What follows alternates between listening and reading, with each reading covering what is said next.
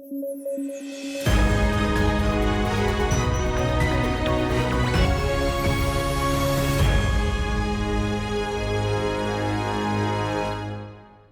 News at 9 programme में आपका स्वागत है। मैं हूं अमृत उपाध्याय। आइए जल्दी से देखें आज की हेडलाइंस।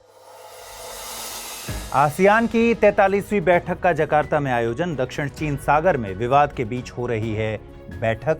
बैंकॉक घोषणा के जरिए हुआ था गठन। फ्रांस में अबाया पर प्रतिबंध, धर्मनिरपेक्षता के सिद्धांत का बताया उल्लंघन। धर्मनिरपेक्ष क्लासरूम्स की हुई वकालत।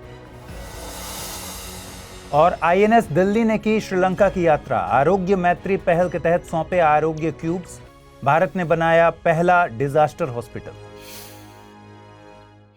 आसियान की 43वीं बैठक 5 से 7 सितंबर के बीच इंडोनेशिया के जकार्ता में आयोजित की जाएगी। यह बैठक ऐसे वक्त में आयोजित की जा रही है जब दक्षिण चीन सागर में विवाद गहराया हुआ है।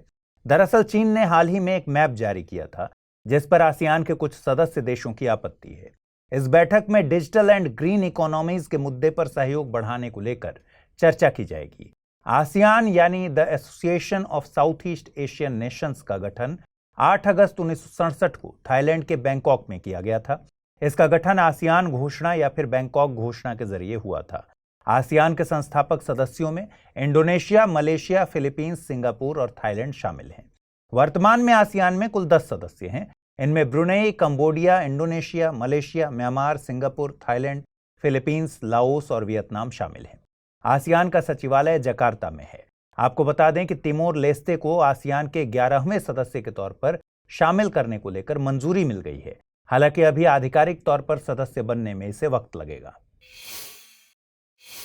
फ्रांस ने स्कूल्स में महिला विद्यार्थियों द्वारा पहने जाने वाली अबाया ड्रेस पर प्रतिबंध लगा दिया है। अबाया एक ढीले ड्रेस के लिए यूज किया जाने वाला अरबी शब्द है।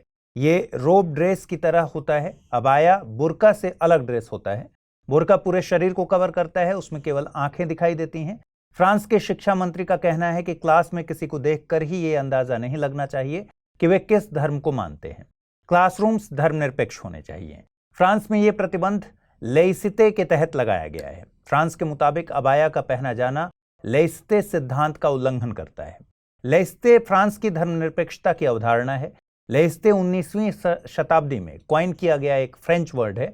इसमें चर्च को राज्य से बिल्कुल अलग माना जाता है। इसमें धार्मिक मूल्यों को राज्य की प्रणाली से पूरी तरह खत्म किया जाता है। साथ ही धार्मिक मूल्यों को धर्मनिरपेक्ष मूल्यों से रिप्लेस किया जाता है। धर्मनिरपेक्ष मूल्यों में स्वतंत्रता, समानता और बंधुत्व जैसे मूल्य शामिल हैं। लेइसिते का मुख्य मकसद लोगों में सहिष्णुता की भावना का विकास करना है।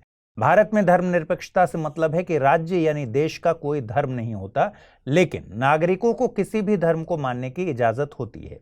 राज्य सभी धर्मों के साथ समान व्यवहार करता है।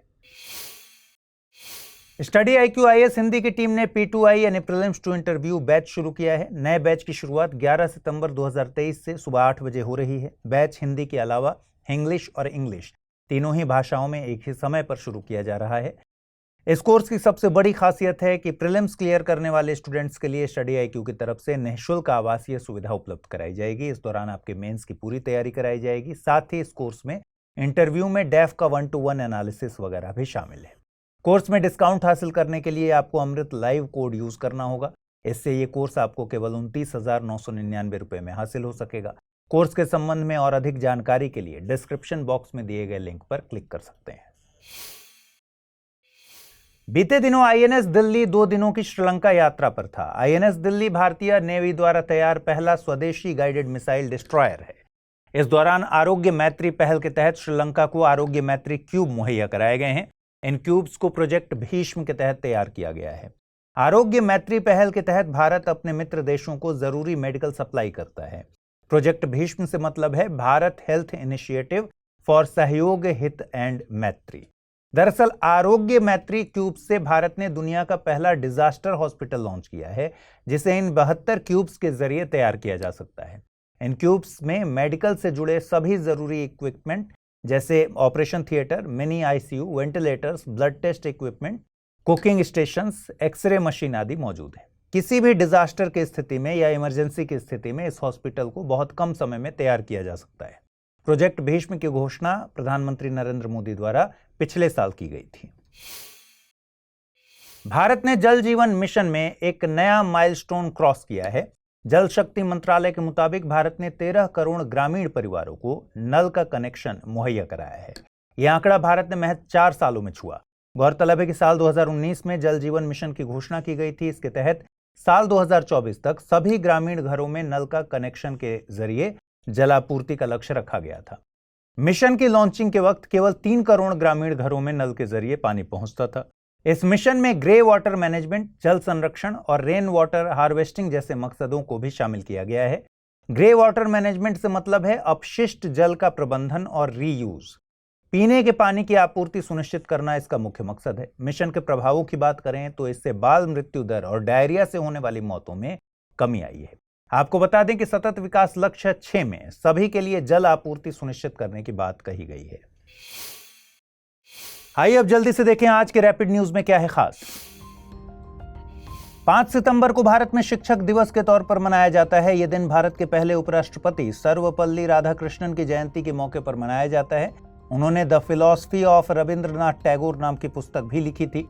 साल 1954 में उन्हें भारत रत्न से नवाजा गया था।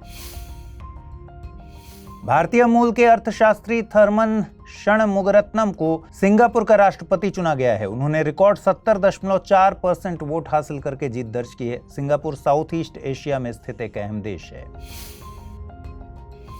पहली WHO traditional medicine global summit 2023 का आयोजन जामनगर गुजरात में किया गया था। इसके आउटकम डॉक्यूमेंट के तौर पर WHO ने गुजरात घोषणा जारी की है। इसमें मेडिसिन के परंपरागत और स्वदेशी ज्ञान के प्रति प्रतिबद्धता व्यक्त की गई है। आइए अब जल्दी से देखें बुलेटिन पर आधारित क्या प्रश्न बनाए जा सकते हैं। पहला प्रश्न है, निम्नलिखित कथनों पर विचार कीजिए। आरोग्य मैत्री पहल का मकसद भारत को दवा निर्माण का वैश्विक हब बनाना है। प्रोजेक्ट भीष्म के तहत दुनिया का पहला डिजास्टर हॉस्पिटल श्रीलंका ने तैयार किया है। INS दिल्ली एक मिसाइल विध्वंसक है। उपर्युक्त में से कितने कथन सही हैं? केवल 1, केवल 2, सभी 3 या फिर इनमें से कोई नहीं। अगला प्रश्न है, हाल ही में WHO द्वारा गुजरात घोषणा संबंधित है टीबी उन्मूलन से, मलेरिया के टीके से, गैर संचारी रोगों से या फिर परंपरागत दवाओं से। अब आइए जल्दी से देखें पिछले बुलेटिन पर आधारित क्या प्रश्न मैंने पूछे थे और उनके सही जवाब क्या हैं। पहला सवाल है, बहुविवाह के संदर्भ में निम्नलिखित कथनों पर विचार कीजिए। राज्य के नीति निदेशक तत्व केवल केंद्र सरकार को बहुविवाह विरोधी कानून बनाने की अनुमति देता है। भारत के किसी भी कानून में बहुविवाह की प्रथा को कानूनी मान्यता नहीं दी गई है। भारत में बहुविवाह भारतीय दंड संहिता यानी IPC 1860 की धारा 494 के तहत गैर कानूनी है। उपर्युक्त में से कितने कथन सही हैं? केवल 1, केवल 2, सभी 3 या फिर कोई भी नहीं। सही जवाब है इसका विकल्प A यानी केवल 1 कथन सही है। अगला प्रश्न है, निम्नलिखित कथनों पर विचार कीजिए। आक्रामक विदेशी प्रजातियां जैव विविधता के विकास में अहम किरदार निभाती हैं।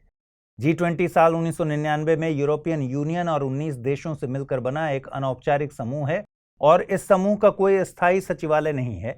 एक अनुमान के मुताबिक हर साल 12 मिलियन लड़कियां बाल विवाह की शिकार हो जाती हैं। उपर्युक्त में से कितने कथन सही नहीं हैं? केवल 1, केवल 2, सभी 3 या फिर कोई भी नहीं।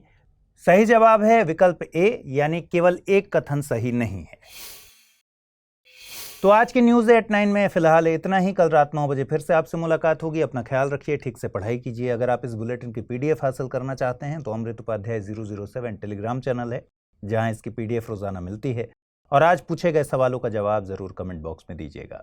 नमस्कार।